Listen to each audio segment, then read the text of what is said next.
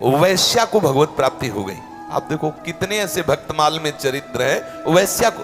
अब कुंभन दास जी और ये बड़े बड़े जो संत हुए हैं वो कृष्णदास जी एक बार ठाकुर सेवा के उद्देश्य से आगरा गए श्रीनाथ जी की सेवा से, तो वहां बहुत भीड़ लगी हुई थी। तो स्वाभाविक ऐसे कौतूहल में संत है कि भाई क्या हो रहा। देखने गए तो एक नौ युवती वैश्या नाच रही थी। अब उनके मन में आया कि ये वैश्या जितने हाव भाव करके संसारिक लोगों को रिझा रही है, अगर ये ठाकुर के सामने नाचे तो इसका कल्याण हो जाए।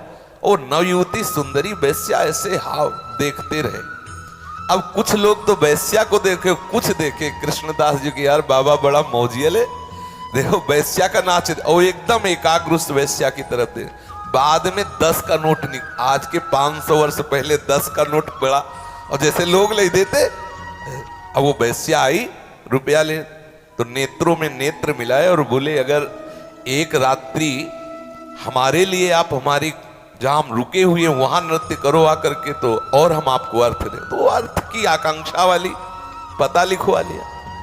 अब रात्रि में जहां वो आगरे में रुके तो अपने परिकर सहित आई और गान और नृत्य, तो 100 का नोट दिया और 1000 रुपये और दिए। वो कहा हमारे साहब जो हैं, हमारे जो मालिक हैं बड़े रिजवार हैं, तू जितना रुपया मांगेगी उतना देंगे, एक बार हमारे मालिक के सामने। बोले कहां जाना पड़ेगा? बोले गिरिराज जी, यहीं तलहटी में श्रीनाथ जी विराजमान थे उस समय।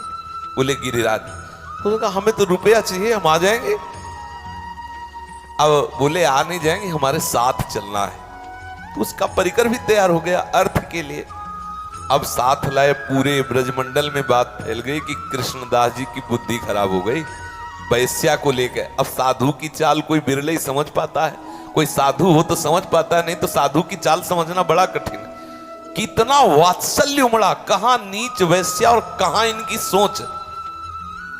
लाए और गिरिराज जी के जितने कुंड हैं सब जगह स्नान करवाया 2-4-10 दिन में, और पद एक सिखाया और बताया कि हम अपने बादशाह के पास आज ले चलेंगे तुम्हें।